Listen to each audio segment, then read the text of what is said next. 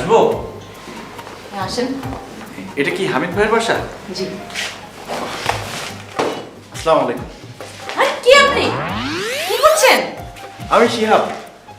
পায়ে হাতে সালাম করছেন কেন? নিরুপায় হয়ে ভাবি। মানুষ নিরুপায় হয়ে পায়ে ছুঁয়ে সালাম করে প্রথম দেখলাম।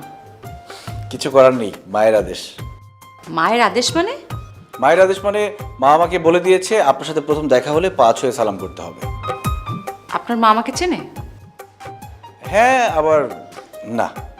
হ্যাঁ কি আবার না কি? মানে বুঝলেন না ভাবি, মানে আমার বড় খালা, মানে আপনার শাশুড়ির আদেশ হচ্ছে আপনাদের সাথে যাতে কেউ কমিউনিকেশন না রাখে। আর আমার মা মানে আপনার খালা শাশুড়ি এই জন্য ট্রেডিশনাল সম্পর্কটা রাখতে পারছেন না।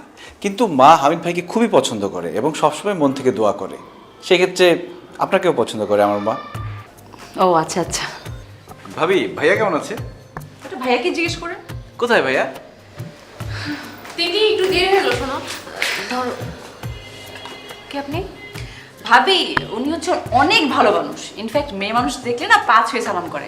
বাই দ্য ওয়ে, উনি হয়তো লীনা ভাবিকে খুঁজতেছে, মানে আপনাকে। আসি আসি বা ছুঁয়ে সালাম করে মানে আপনি কে? আপনি কোথা থেকে আসছেন?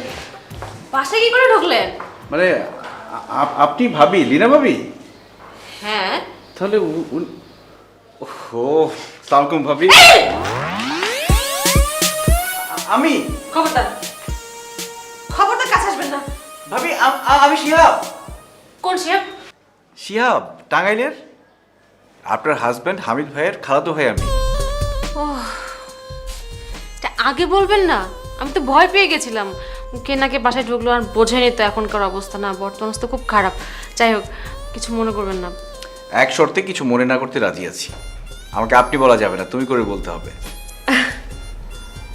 ঠিক আছে, তাই হবে। ভাবি, আপনার সম্পর্কে যা অনুমান করেছি আপনি তো তার থেকে অনেক বেশি সুন্দর। এখন বুঝতে পারছি হামিদ ভাইয়ের স্বেচ্ছায় বনবাসের কারণটা কি।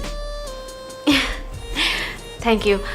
যাই হোক, আসো ভিতরে আসো, তোমার থাকার ঘর দেখিয়ে দিচ্ছি। ফ্রেশ হয়ে নাও, খাবার দিচ্ছি। হ্যাঁ। আচ্ছা ভাবি, ওই মেয়েটাকে?